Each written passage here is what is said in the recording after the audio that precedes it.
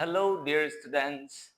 আজি আমি modern periodic টেবুলখন কেনেকৈ পঢ়িলে সোনকালে মনত ৰব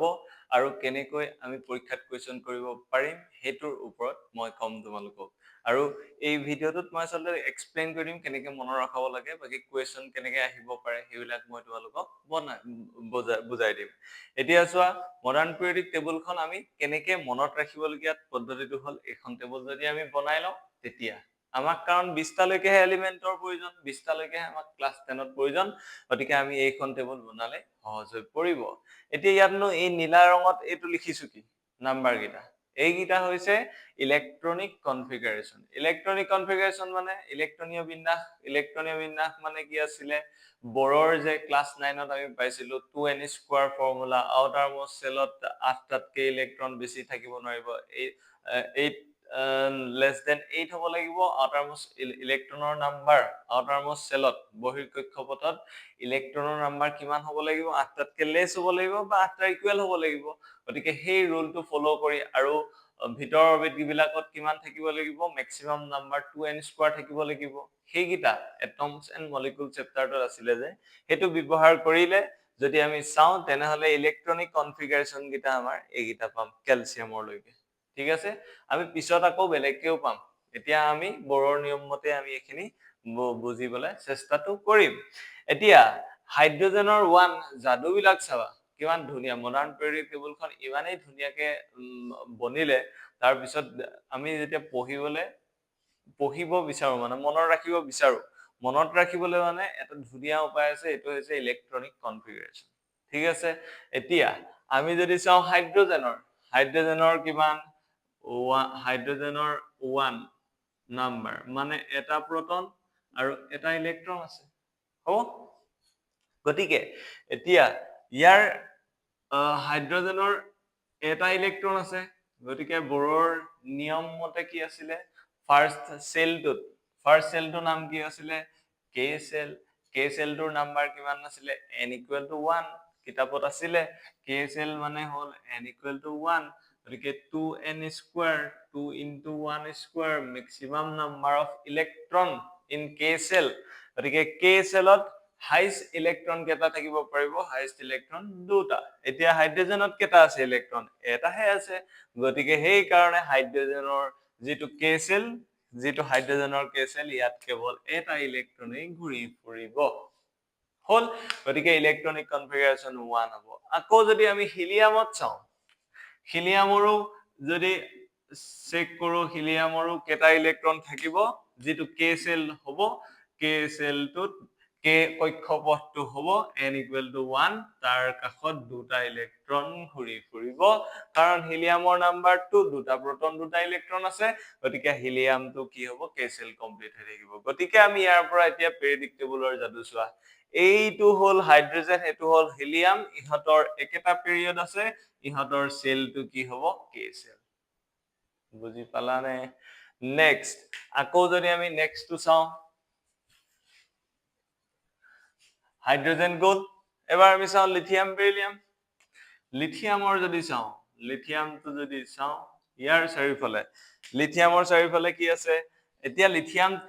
লিথিয়ামৰ নাম্বাৰ হৈছে 3 লিথিয়ামৰ নাম্বাৰ হৈছে 3 2,1 হ'ব বা তিনটা প্ৰটন আৰু তিনটা ইলেক্ট্ৰন আছে গতিকে তিনটা ইলেক্ট্ৰনক আমি যদি বৰৰ নিয়ম মতে ভাঙিবলৈ হয় তেনেহলে ম্যাক্সিমাম নাম্বাৰ ফাৰ্স্ট অৰবিটত কেটা থাকে k cell k মানে হ'ল n = 1 গতিকে 2n স্কয়াৰ যদি আমি পুট কৰো তেনেহলে 2 পাইছিলো 2 1 স্কয়াৰ মানে 2 এতিয়া k cellটোত দুটা ইয়াত কিন্তু আছে কেটা ইলেক্ট্ৰন তিনটা গতিকে আমি নেক্সট অৰবিট লাগিব l n = 2 গতিকে 2 * 2 স্কয়াৰ মানে হ'ব 8 এতিয়া নেক্সট এটো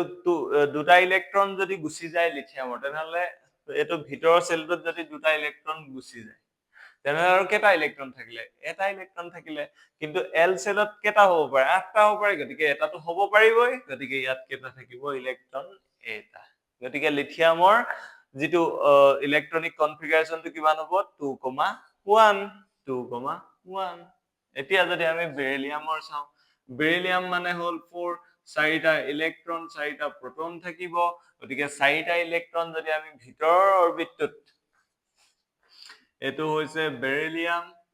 এটো হৈছে বেৰিলিয়াম। ইয়াৰ যদি ভিতৰৰ অৰবিটটো দুটা ইলেক্ট্ৰন গুচি যায়, দুটা ইলেক্ট্ৰন যদি গুচি যায়, তেনেহলে বাহিৰটোলে কেটা থাকি যাব, বাহিৰটোলে থাকি যাব এটা আৰু দুটা। হল, গতিকে চোৱা ইয়াত ইলেক্ট্ৰনিক কনফিগাৰেশন হ'ব 2,2 2,2। তেনেকে বৰনৰ যদি চাও 2,3 হ'ব, কাৰ্বনৰ 2,4 2,5 6 7 8, গতিকে নিয়নৰ কিমান হ'ব 2,8। গতিকে গোটেই গিটাত আমি যদি চাও কে সেল এল সেল, কে সেল এল কে এল কে এল কে এল, গতিকে আউটাৰ মোস্ট সেলটো কি হ'ব এল সেল, যত মানে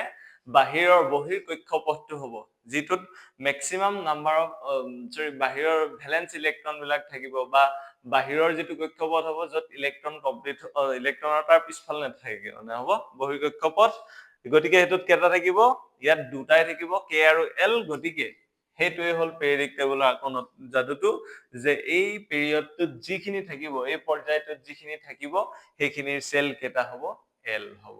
এতিয়া আকৌ তুমি চোৱা ইয়াৰ পৰা কে আছিলে, ইয়াৰ পৰা এখাপ আগবাঢ়ি ওলাই গুচি গল এল হল, তাৰ পিছত তিনটাকে আছে, গতিকে পিছৰটো কি হ'ব এম সেল কে এল এম হ'ব, এটা এখাপ বাঢ়ি গল, তাৰ পিছৰটো কি হ'ব এন সেল হ'ব, এনেকে পিছলে বাঢ়ি যাব। বুজি পালানে? গতিকে পেৰিয়ডিক টেবুলৰ এটমিক নাম্বাৰৰ ওপৰত পেৰিয়ডিক টেবুলখন মডাৰ্ণ পেৰিয়ডিক টেবুলখন কি আছিলে বেসড অন এটমিক নাম্বাৰ। গতিকে সেই কাৰণে ইমানেই কাৰেক্টলি মানে সেইখন ইমানেই একুৰেট হল যে ইয়াৰ যদি আমি সিৰিয়েল নাম্বাৰ বিলাক মানে ইহঁতৰ ভাঙি দিবলৈ হয় এটমিক নাম্বাৰ বিলাক, তেতিয়া আমি প্ৰপাৰ্টি বিলাক ইয়াৰ কেমিক্যাল প্ৰপাৰ্টি ফিজিক্যাল প্ৰপাৰ্টি সব এক্সপ্লেইন কৰিব পাৰো। হ'ব, আৰু এটা ইম্পৰ্টেন্ট বস্তু আছে ইয়াত, হেতু হৈছে ইম্পৰ্টেন্ট বস্তুটো হৈছে প্ৰথম কথা এল সেল, এটো বুজি পালা চাগে, কে এল এম এন তেনেকে বাঢ়ি বাঢ়ি গৈ থাকিব সেলটো, ইলেক্ট্ৰনিক কনফিগাৰেশনৰ ওপৰত ডিপেন্ড কৰিব। এইখিনি তোমালোকে মনত ৰাখিব লাগিব। এই টেবুলখনে তোমালোকৰ একদম ইম্পৰ্টেন্ট, একদম পৰীক্ষাত আহিবলগীয়া মেইন কুৱেশ্যন খিনিৰ মেইন কনসেপ্টটো ইয়াতে সোমাই আছে। হ'ব, গতিকে নেক্সট টেবুলখনত কুৱেশ্যনটো যদি চাও, এইটো হ'ব